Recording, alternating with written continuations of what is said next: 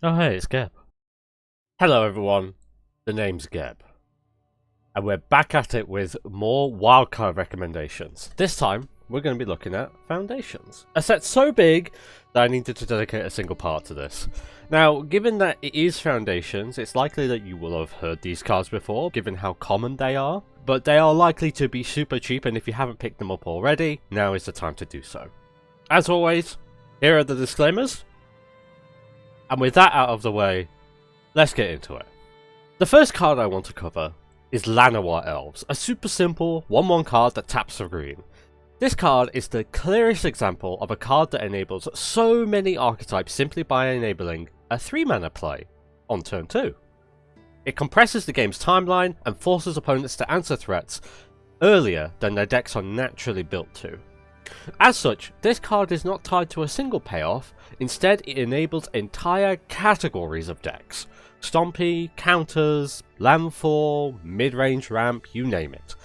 As long as it uses green mana in a major way, chances are it will feature Llanowar Elves. Its value is so front-loaded and unconditional that it is often the correct play to remove it immediately the moment it comes down on turn 1. That is how staple of a card it is. Now, on to Duress, a card that remains the most efficient way for black decks to interact with spells that cannot be answered profitably otherwise.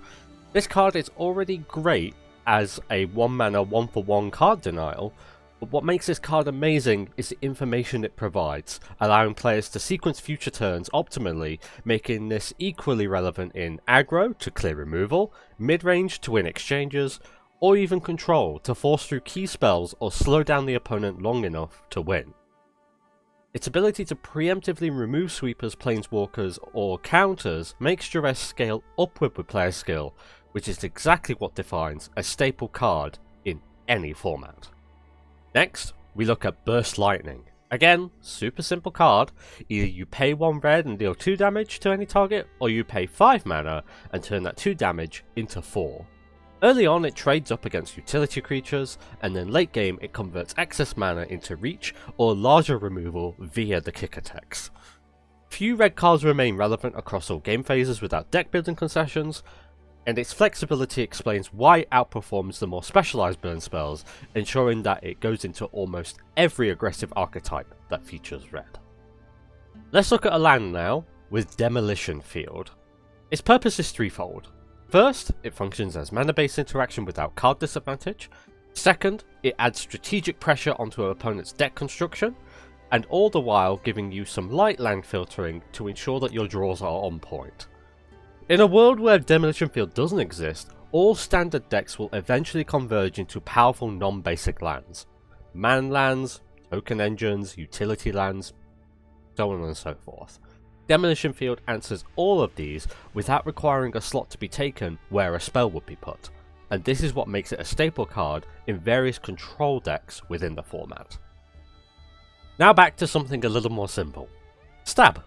Also known as Disfigure, Stab acts as cheap removal for early game tempo, or for early utility creature suppression. In standard play, keeping early efficient creatures on the board such as mana accelerants, early evasive threats, and synergy enablers can compound rapidly, all of which Stab can keep in check. Its instant speed also allows combat tricks by shrinking larger blocking creatures in order to deal with them, for just 1 mana, potentially swinging the mana game in your favour. Overall, a solid card that can be put in most black-based decks. And now, onto our first artifact, Soulguide Lantern. One of the cleanest examples of proactive hate, in this case graveyard hate, that doesn't cost you a card. This card is capable of disrupting a number of different archetypes, Reanimator, Delirium, flashback style mechanics, just to name a few. Its opportunity cost is so low that even if you don't go against one of those types of archetypes that values the graveyard, for 1 mana it replaces itself through card draw. A great card for the sideboard for most archetypes which don't have access to more premium forms of graveyard hate. Now we move on to a slightly more niche card, although it did still pass all of the disclaimer checks, Healer's Hawk. A very simple 1 mana 1/1 with flying and lifelink.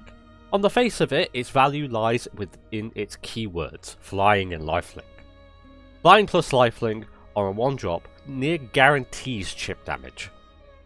A small but helpful amount of life gain and total buffering, and a reliable way to trigger a multitude of different synergies, from synergies with flyers, to birds, and to decks which value life gain triggers. A card that compresses offense, defense, and strategy all into a single mana investment makes it a great staple to pick up. And for our final card, we're looking at Negate. A counter spell against non-creature spells, very straightforward. For 2 mana you get to deny a non-creature spell from resolving.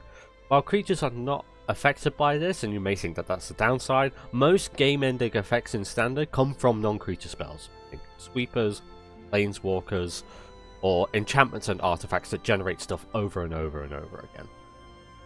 Fielded in many blue decks, this card is a staple amongst most control and tempo-oriented strategy. And that just about wraps things up. Next time we're going to be looking at Aether Drift, Tarkir Dragonstorm, and the first Universes Beyond set, Final Fantasy. If you found this video helpful, feel free to leave a like and subscribe. I put a lot of effort into making these videos and I would very much appreciate it. Otherwise, thank you very much for watching, and I'll see you all next time. Bye bye.